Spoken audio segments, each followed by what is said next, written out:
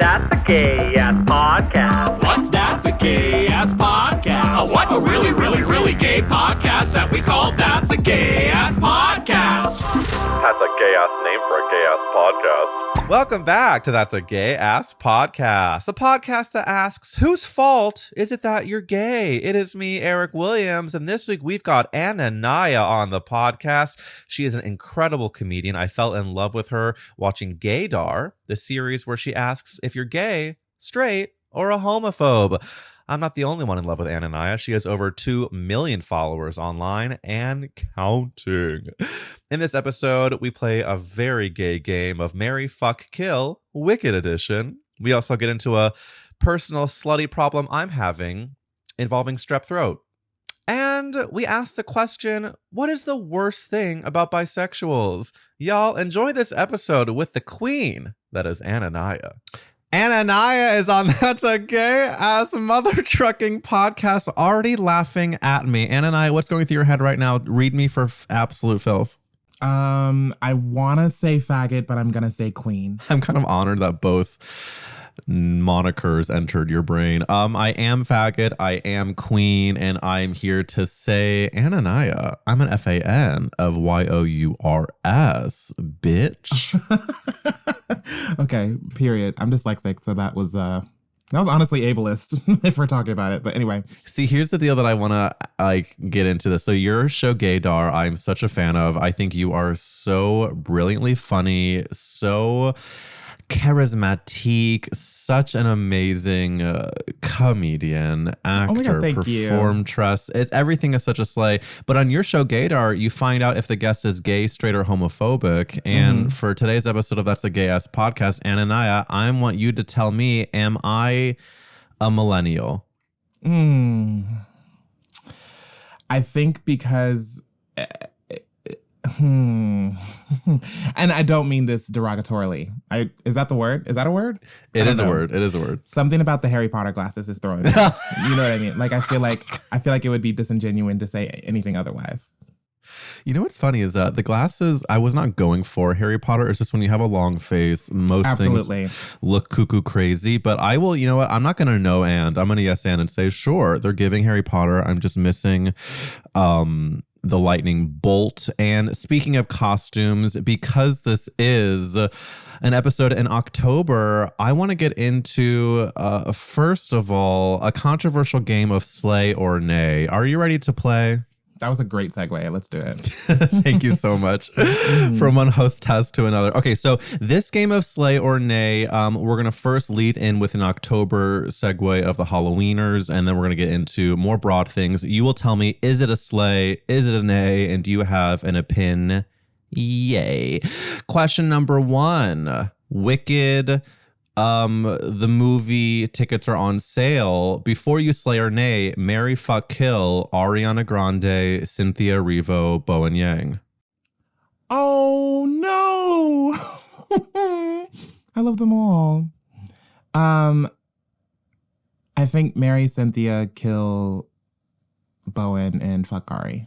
Ooh. Yeah. You know, and by the way, you had to choose to kill one, and I think that Bowen would die in style. However, we do not wish anything but EGOT status. I also feel like Bowen would say kill himself too. You know what I mean? Like, I don't think Bowen would ever put anyone else in that situation. Anania, slay or nay, AMC A-list? I'm going to have to say slay.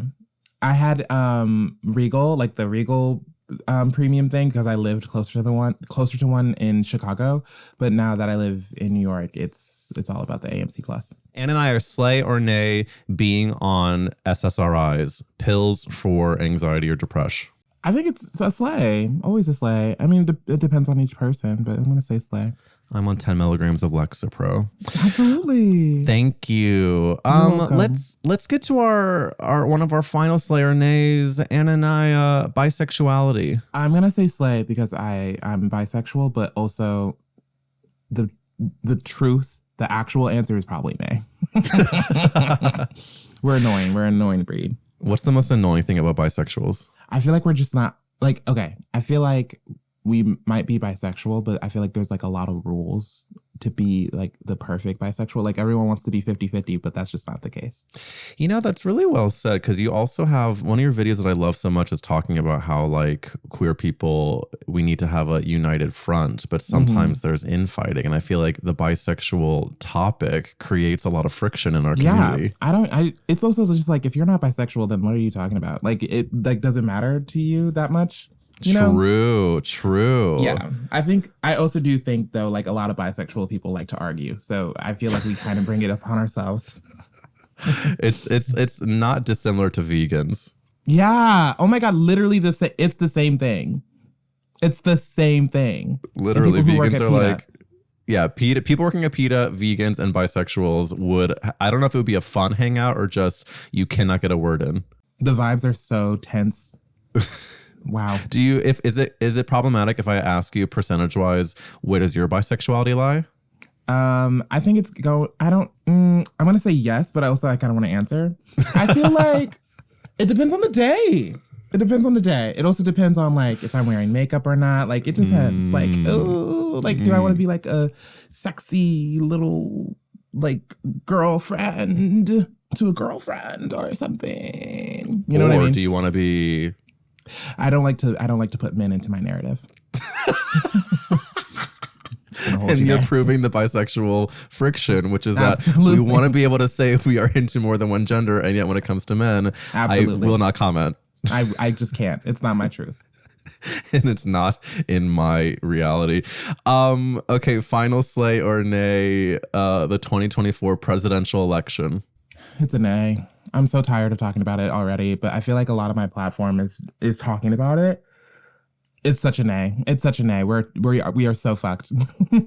No, I know. I just let's like take a quick moment to, of course, thank all of the people, and including you, including all of us who are doing the work to try to protect our community and ourselves, but also can we manifest, like, let's manifest that the election goes the way we want, and then what is a way that you're going to celebrate a stressful experience being over come November? Anania, what do you do to treat yourself?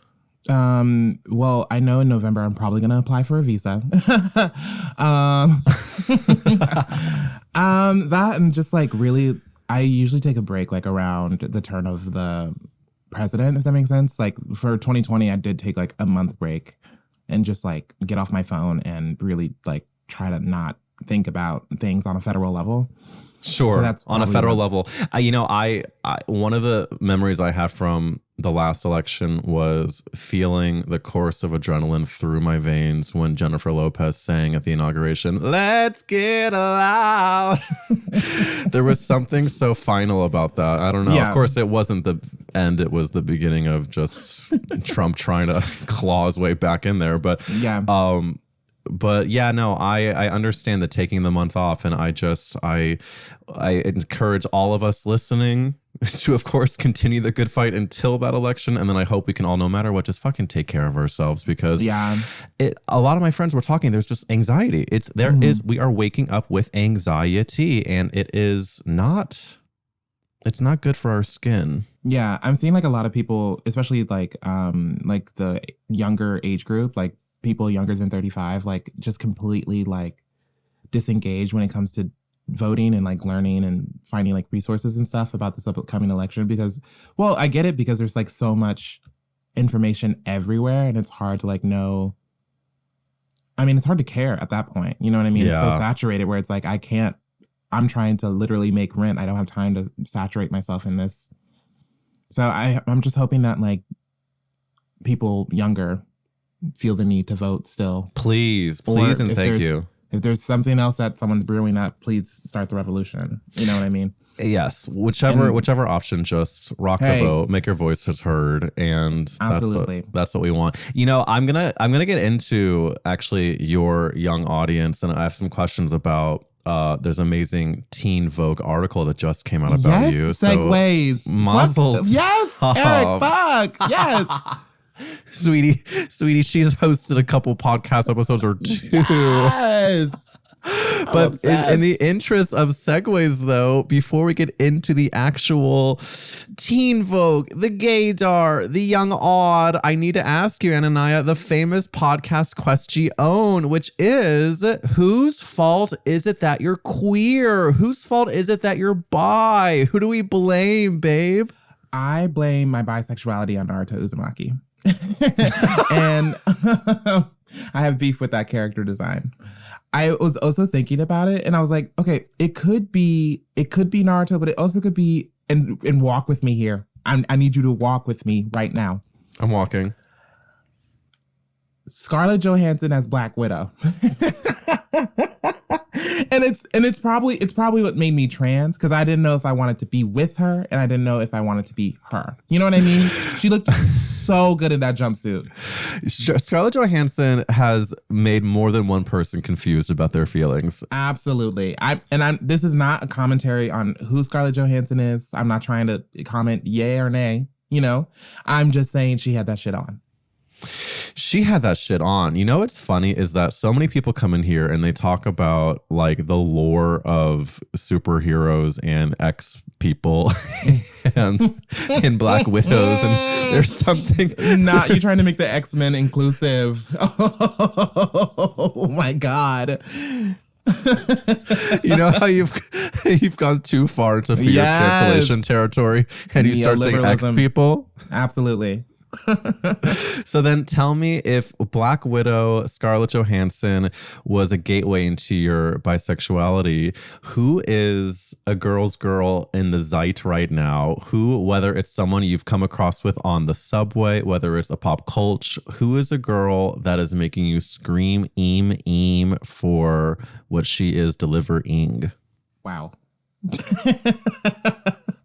Probably Doechii right now. I'm a huge Doechii fan, and like I can't look away. I don't want to look away.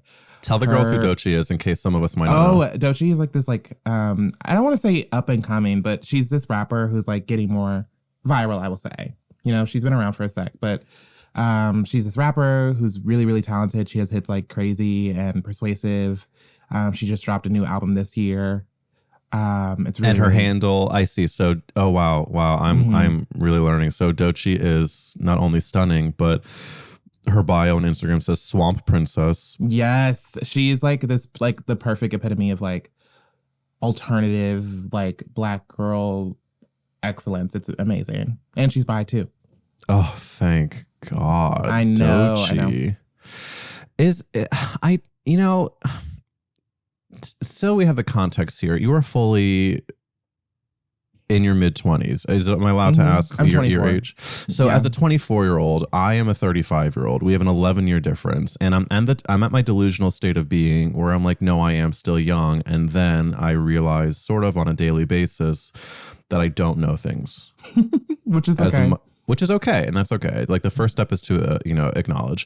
But like the fact that you the fact that you told me about this person Doechii, who is like getting close to 1 million fucking followers on Instagram, and I haven't heard of her, makes me feel like, what else am I missing? Well, I also feel like her target audience, in no shade, is white gays. So, you know, it's not white gays, or it is? It's not. Oh, well, there you go. Yeah. So I'm not gonna hold you for that. Okay. But she's amazing. If you like rap and hip hop, you should get into her. Listen, and Doechii, I'm just even. Oh wow, yeah, she's done podcasts. Do we ask for Doechii to do That's a Gay Ass Podcast? Time will tell. You should. And she was like the New York Fashion Week girl this year. It was great. It was cool. Oh fuck yeah. Well, it's so interesting to hear your bisexual origin story, but can we talk about how you've sort of had this glow up from going from Davenport, Iowa? Can you tell me about your journey to getting to New York? I know that you went to school for musical theater, which obviously I'm a theater queen. You went to Emerson. Shout out, all the people I know that went to Emerson. This is not a fake butter up. All of my friends who went to Emerson are all like the most like interesting, unique, hardworking people, and I could literally count on my hand. So like you were in this Emerson musical theater environment, but you've crossed over into like comedy, into creating. Musical theater people get a bad rap. What was your journey from going from the annoying musical theater major to where you are now? I think Well, I've still very much do musical theater. It's just I don't make content about it. It's kind of like, it's not like a secret, but it's like what I just like want to do and I hold dear to it. So I don't want to like necessarily make it so available for public discourse, if that makes sense. You know it's what I not mean? a part of your outward identity on like absolutely, a daily basis. Yeah. And I'm actually getting like talks from my like managers and agents that I should like start making theater content, but hey, we'll see. Yeah, after I graduated, I moved to Chicago for a year and I had so much fun there. And I started doing theater there. I started drag there too. And I've been a makeup artist for a really long time, but I haven't started doing drag until literally last year. It's almost been a year exactly since I started doing drag. Well, no, it's been 2. What year is it? Who are 2024. Yeah, it's almost been 2 years since I started drag. Yeah, and I guess that kind of just took me everywhere because drag is like a culmination of so many different art forms in the entertainment industry where I kind of just felt like this is like a way in to do what I want to do and to be unique about it. So my comedy really came from, you know, TikTok in 2020 and like the isolation of it all. Like I needed a way to, you know, creatively put things out there. Yeah. And so when I tied that in with drag and, you know, I'm still singing and like acting and all that stuff, I kind of have what I have now. And now that I'm like a TV host, like a social media TV thing, whatever, it's kind of just like another thing I put under my hat and say, yeah, I'm a host now too.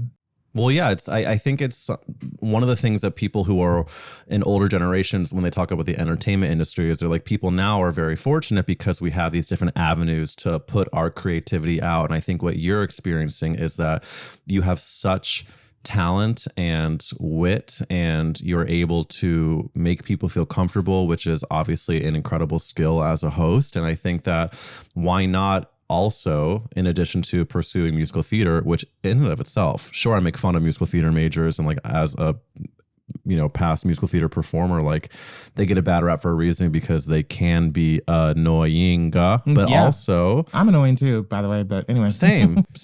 And it's also like musical theater, you have to have so many skills to do that. And so to be able to also be like, hey, I have these other skills. Why not put out content that is authentic to me? And also that's actually helping people, especially the younger people watching your videos. I mean, let's get into that Teen Vogue article. It's you said it's nice having the blend between teaching people certain queer things they just wouldn't know or they misunderstood or there's some kind of stigma behind.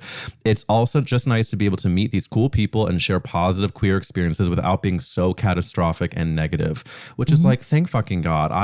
I do not want to have a gay podcast and then make every single fucking episode about trauma, about the way that we are, you know, mistreated. And of course, I spend my fair share complaining about my upbringing, complaining about the bullshit I had to get through. But a lot of it is we want to like revel in the joy of being queer. And I think that's what you do with your show very well is like ask questions that maybe some people might not know about, but also just having like a just a good fucking giggle. Yeah, I think for a long time too, like I was so scared of like being queer and stuff, especially like during high school, because it was like, especially in Davenport, Iowa, hell, like it was just hard to just like operate. You know what I mean? Yeah. So now that I'm like in this position where I'm like making my own money, I'm in a safe environment. I have the support system of my dreams. Like I feel like I have the tools and the backbone to like really celebrate queerness what it means in like our modern day. Do you know what's interesting about that is I think that one of the things we have to do when we are queer is as adults is first get to a base level of feeling like comfortable, safe, and supported. That's like number one. It's like if you grew up in a place, it doesn't matter where it was geographically, emotionally, whatever. If you didn't feel, and most of us probably as gay people, queer people, did not feel 100% safe, supported, whatever.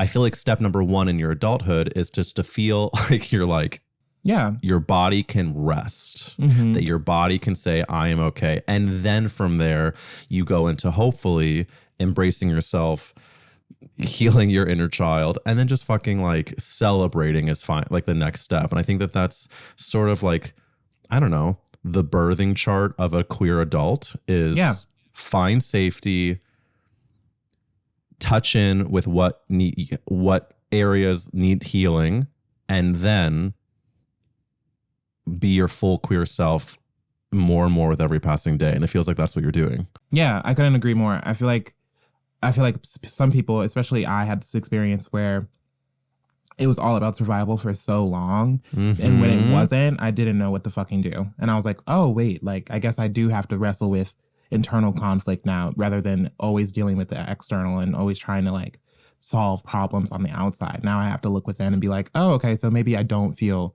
like a man all the time. And maybe I don't like just women. And maybe, you know, I am a sexual being, you know?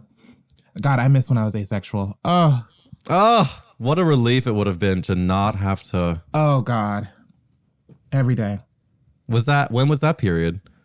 Like probably until freshman year of college. I didn't think I was into that kind of stuff. And then you sort of were able, was there like an awakening in an interpersonal experience, or was it more like? Emerson College is like 94% gay, queer. So when I got there, I was like, wait a second. Some of these guys are cute. So I'm sure a lot of people who are questioning are probably like, yeah, I think ace is the vibe. And then I'm sure, like you're saying, it's a pretty big devastation to realize that, oh fuck, I've got to deal with this desire. I was always deeply, deeply horny, but I was just in various stages of repression, of hiding, and then by the time I got to college, I was like, God, I'm so horny, but I am afraid I'm gonna die, because I was I was told I would die if I were to hook up with a man. And so then in previous years, it's like, oh no, it's like we've got the meds, we've got the inner work, and now I just keep getting strep throat. Oh God, no. Oh God. What the fuck is going on? Is it because Did we see that YouTube video of like which one? Honestly, the cute like scientists, and they were saying this is why gay men always get strep throat. Oh, I need to watch that. There's science behind it. We should stop eating ass. Okay, well, I will say that I am very, very choosy with that part. Okay, period. But I still seem to be getting that amoxicillin prescription. I don't know what the fuck. Well, shout out to amoxicillin, because the best sleep I've ever had in my life is on amoxicillin. Shout out. And I keep meaning to do this, but you know, it's kind of hard to keep all the balls in the air, but I'm trying to get a gay doctor on here. It is not hard to keep all the balls in the air. Okay. I'm trying to get a doctor on here so we can figure out what I and maybe others can do, so we don't have to look at YouTube for strep throat gay tutorials. Well, I think if you gargle with like salty water after, like hot, like warm salty water after. I've been doing mouthwash and salty water. I'm not joking, and I brought a tiny travel bottle of mouthwash to the last time I was intimate with someone else that was not my marital spouse, and I literally gargled in. I need to stop doing these. Stories are for the Patreon. I try to keep it. I try to protect my peace on the main feed, but that's crazy. Yeah. Well, does the mouthwash have alcohol in it? I need to check the ingredients. Okay. I did get a generic Kroger grocery store version, so who knows what they pumped into that thing. It probably does. And I'm no medical professional, but you usually don't want to use the one with alcohol.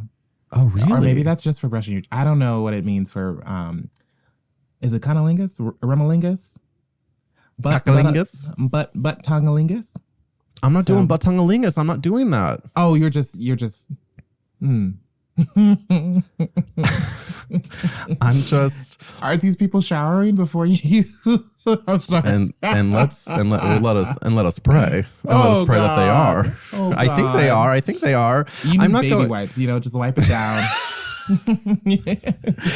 Oh, you're so hot. Give me a second. Give me one. Yeah, absolutely. Little squeegee action. Last time? Yeah. Oh man.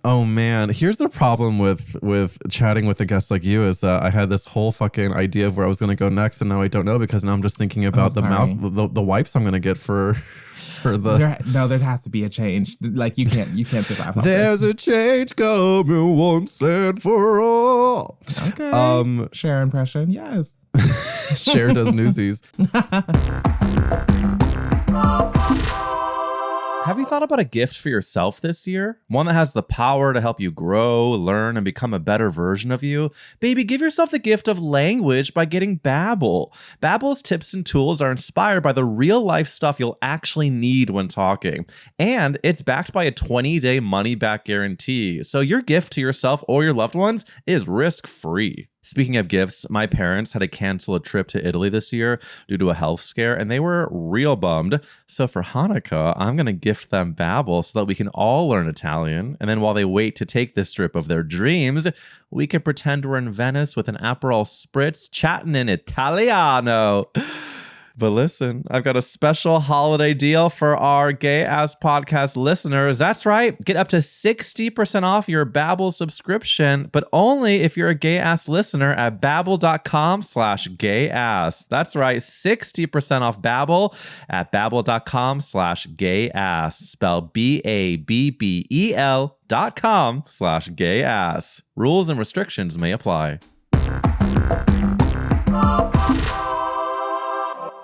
I think that when you were talking about like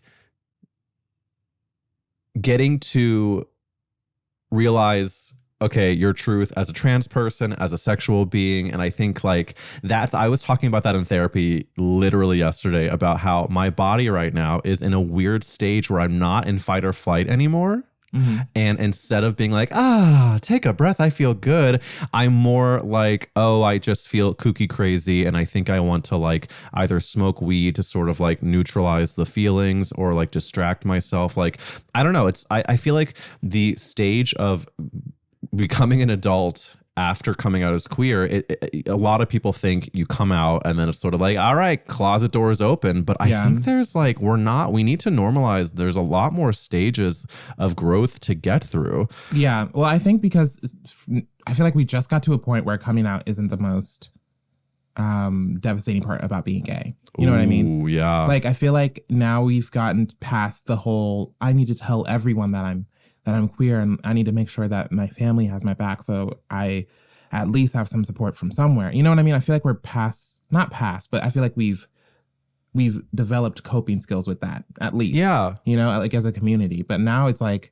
how do we operate normally? Not normally, because I don't want to compare it to anything. I want, how do we operate like safely and healthily within ourselves? You know what I mean? Authentically, and also feeling like we are not constantly fighting demons and battles to wake up, to go to the grocery store, to function. Mm-hmm. I also feel like the next step is then like, how do I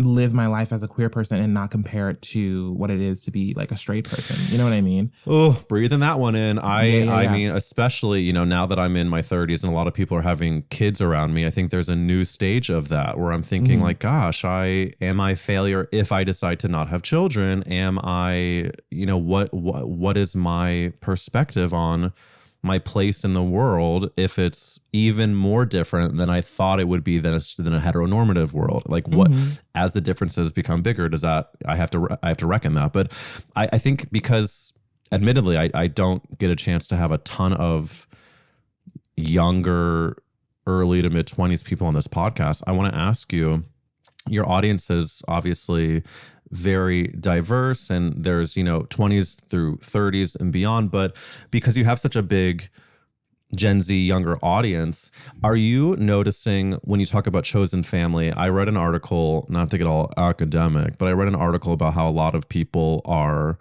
in a place right now where they're maybe leaning into chosen family, and if their birth family is, or, you know, is not supporting in a way that they're accepting, that they are okay with, that there's a lot of people who are sort of cutting off or not communicating with their families out of self-protection. Have you noticed a trend with that with younger people about sort of protecting their peace in that way that's maybe a little more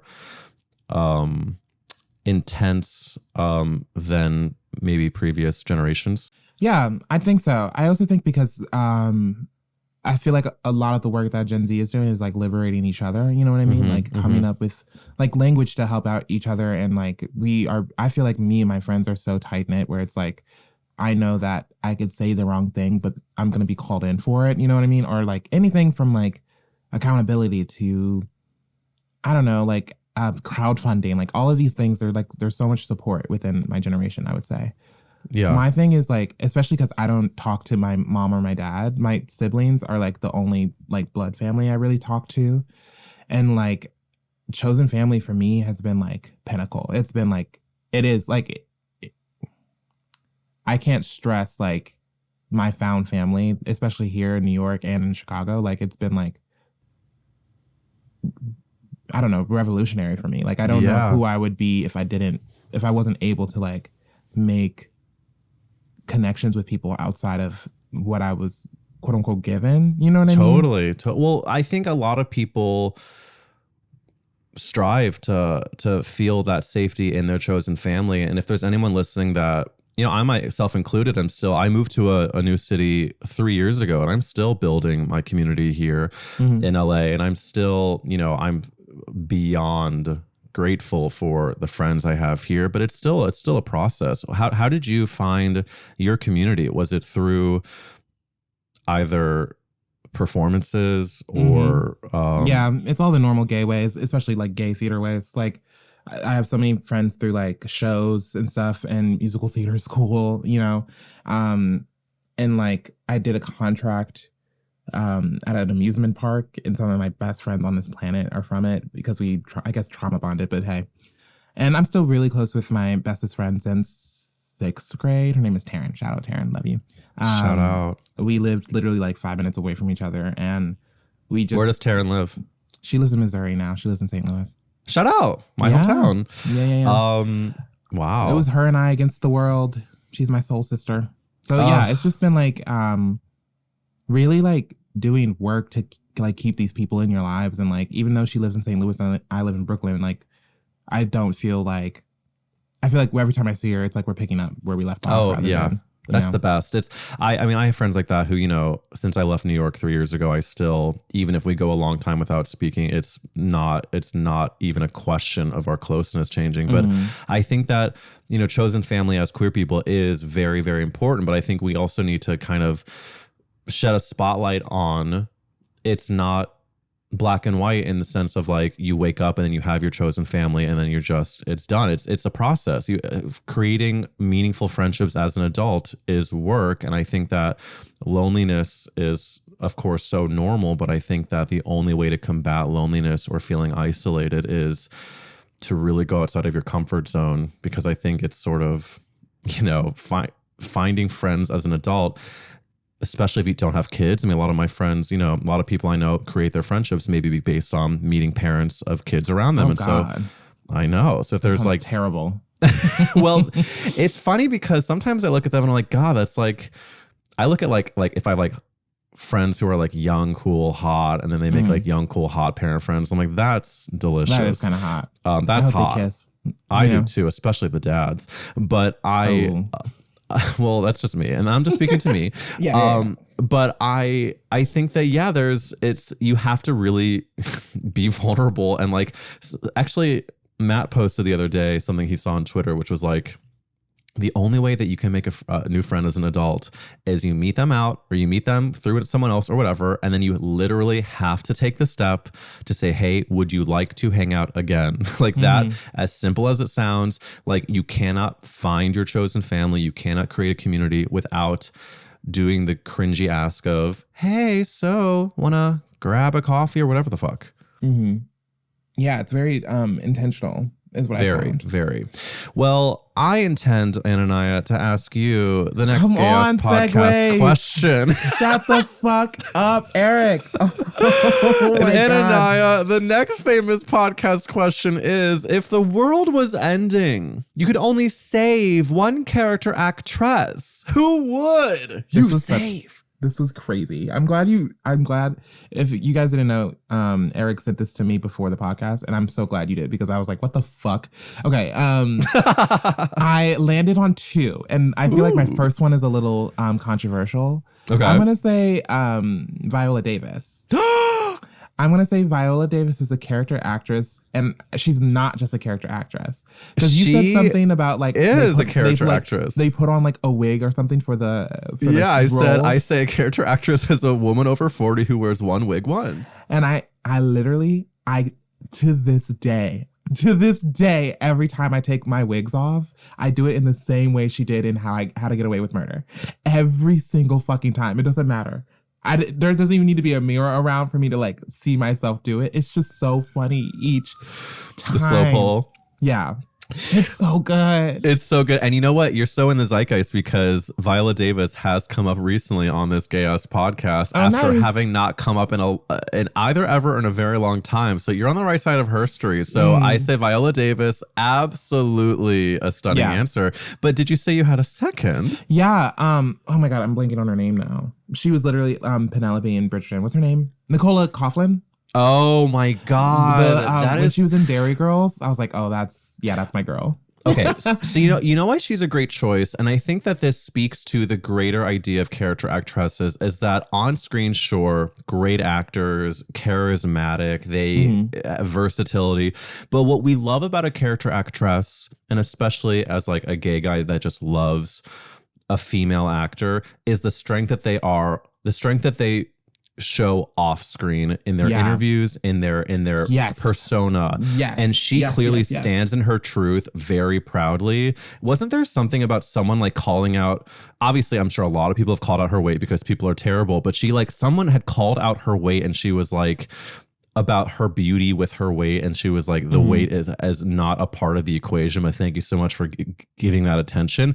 She's the type of person that knows her worth and does not take bullshit, and especially in an industry that can, be pretty toxic. And that's, I think, a reason to love her as well, is because great actor, but also a badass bitch. I think I said Nicola. I meant Nicola, by the way, just so. Nicola Coughlan. I don't know if that's right either. And you know what? We're going to be called in by someone listening who's going to tell us how to pronounce. I think you just wanted to say the prefix. Let's. There was one more, but I forgot who it was. Okay, we can move on. Wait, who are yours? So it could be controversial depending on people's feelings of character actresses, but my what's the word they say when you get bit by the bug? Your villain origin story. The thing that touched me first, that made me gay, is Whoopi Goldberg, and and I say that because of Sister Act 2, Back in the Habit. So that's perfect. Yeah. So she's literally one of the people that inspired me to like even do a podcast like this, because I had this series, for anyone listening who doesn't know the Gay Ass Podcast origin story, I did a video series called That's a Gay Ass Movie during the pandemic when I was like unemployed and, just like you, wanted to get my creativity out there. And Sister Act 2 was one of the movies that made me gay. So I said, that's a gay ass movie. Other movies included Practical Magic, shout out to Halloween, Miss Congeniality, First Wives Club. But Whoopi Goldberg, I still to this day feel this way about her. She, on screen and off, I feel enveloped by her warm embrace. I feel like she tells me no matter what I am, gay, Jew, or otherwise, I'm allowed to love a movie about nuns. I'm allowed to stand Sister Mary Clarence. And sure, has Whoopi had a problematic opinion on The View or otherwise? Sure. But we're all human, and she's my number one character actress that I will one day meet. Is there a Jewish version of a nun? We would say a Jewish mother that that feels like she is close to God herself. Right. But besides that, that's a great question. What is the Jewish version of a nun? Maybe it was problematic for me to just ask you. You're not a monolith. Thank you for calling yourself in on that. Absolutely. I think it's okay to have asked me. I think it's a fun exercise. I think that I think the example of a Jewish nun is a lesbian cantor. And this is why I think that, because when I grew up, Cantor Lieberman at B'nai Emunah in St. Louis, Missouri, I always had a special friend, sweetie, we knew the special friend was more than your roommate. And we all saw the stunning short curly haircut. Cantor Lieberman is as close as I can get to a nun, and we stand. And I hope wherever you are, Cantor, you're singing still just beautifully under the note. Find the note. Find the note. I'm kidding. I don't even remember how her singing was.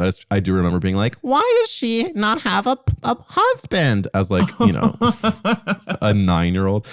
Wow. This is also illuminating. It's also gay. It's also slay. However, since we only have a few minutes left in this interview, I want to put on my journalist hat and ask you quickly about Fagtasia. Fagtasia put together a show of Wicked where you played the wizard, the drag performer, amazing Charlene Incarnate played Elphaba. Yes. Can you tell me, is there a future life? The clips I have seen for this Fagtasia Does Wicked, it seems to be magic and it needs to be seen on a bigger, better stage. I've been doing Fagtasia since I moved to New York. Not since, but I guess since February this year. So I've been in there for a second. I'm going to take a little break at the end of the year and I'll pick it back up next. But yeah, it's definitely going to be around for a long time. It feels exactly what like drag is supposed to be, you know? It's supposed to be like this like culmination of like parody and fun, but also like reimagining, you know? It's definitely going to have more life to it. And I'm really excited to see where it goes. And I can't wait to support it. It harkens back to, especially if we go into the musical theater girls listening, when I was going into the college era and I was auditioning for all the schools, University of Michigan musical theater majors were first putting out YouTube content and people were going nuts. And there were videos of like the Jake Wilsons, the Marla Mandells, the Courtney Wolfsons, the whatever, where they were doing kind of parodies of big famous musicals. I think there was like, they were doing a gay version of, now I'm blanking on what the specific shows, but it's like there's something that is so universal about a gay parody of a fucking musical or of anything. And I think that when you see queer people do Wicked, which is already, I mean, what would you say is the gayest thing of Wicked? Okay, what I will say, what I appreciate about Fagtasia too, is that it's usually like trans stories too. You know what I mean? We reimagine it with like trans leads. The gayest thing though? I guess I mean the queerest thing, because I think that having I don't know. I think that's a really good question. I think it's hard because there are so many things where it is inherently queer where I don't know what sticks out to me most. I would probably say like the entire scene of Popular. Like that sticks out to me, I guess, the most. I love giving a little makeover. I'm gonna project for a second because I do think that is a very gay scene. But where it took me to, if I may go a little trauma coded, a little dark, is that it almost took me back to Jewish sleepaway camp when I won't say his full name, but when we'll just make up a name, when David Schwartz told me that I needed to walk more straight. I needed to. It gave like reverse makeover, and I think in a way Glinda is trying to reverse makeover Elphaba, because Elphaba's like, you really don't have to do that. I'm happy you're calling me in this moment. I'm learning. I'm healing, and this is a perfect opportunity. It's just my personal like kind of, when I think about the gayness of that scene, I'm like, oh, it's actually like, I think I might have been the Elphaba being told. I was always told, of course, I look at my nails in a very effeminate way. You got that too? Oh, yeah. I mean, girl. I got that. I would get that from, I'm calling these people in if we're going there. My brothers who know that they did this and we're good now. But my older brother in front of like a group of other people would make fun of how I looked at my nails and how I walked. There was like a Family Guy joke that was like, if you look at your nails like the nails are facing you, you're not gay. But if you look at it the other way, you are. And I feel like the middle school kids just like ran with that. Of course. They ran also with the nails. They ran with what ears, the earring on. They ran with what this is mostly a fuck you to Seth MacFarlane. Kidding, I love Seth. No, and Seth was calling everyone in. Yeah, he was calling people in. It's crazy because like these people love adult animation, like these like homophobic, like alt-right people love adult animation like Family Guy, but they don't know that the person making it is a very democratic, very liberal person. Like, Very they don't allied. get the satire of it. They're like, oh, yeah, I agree with this. I like to think that part of it is seeping in through their skulls, but who fucking knows? I think you should have less hope in the world. Okay. Lovingly. Said the 24-year-old to me. Is that shows you how delusional I am. Now, Anania, we sadly have to end this gay-ass interview. So before we say goodbye, let's do a final slay or nay for Anania. Anania, your final slay or nay? The eagle. How do you feel? Oh, I'm going to say nay. It's not my truth. There was one point in my life where something like that might have been. But since transitioning, I don't want to go there. Don't take me there. I don't want to go there. Don't take me there. Let's not go there. Anania, thank you so much for coming on That's a Gay Ass Podcast. Will you please tell the listeners where to follow you and how they can watch your perfect show, Gaydar? Yeah. Well, first of all, thank you for having me. I'm so honored. Y'all can find me at Anania00, ANANIA00. And you can find Gaydar on my channels. You can also find it at gaydar.show, I think, on Instagram, and just Gaydar Show on TikTok. So hell yeah, it really is so good. And Anania, you are such an incredible guest, and I will see you out in these streets. Yay! Thank you so much. Mwah. Thanks for listening to That's a Gay Ass Podcast with me, Eric Williams, and Anania. If you enjoyed this episode, tag us on Instagram. The handles are in the description. And of course, for more gay assery, go to the Patreon at patreon.com/gayasspodcast. For only $5 a month, you get bonus episodes where I dive even deeper into my slutty issue with strep and maybe discuss why that happened involving a trip to Texas. We also are on Instagram at Gay Ass Podcast and watch this full video episode on YouTube. I'll see you next week. Stay gay. Mwah. You've been listening to That's a Gay Ass Podcast, hosted by me, Eric Williams. If you want to see and hear more, make sure you subscribe to us on Instagram, TikTok, YouTube, Spotify, Apple Music, or Patreon at Gay Ass Podcast. That's a Gay Ass Podcast is executive produced by Eric Williams and produced by Nathanael McClure. We'll see you next week.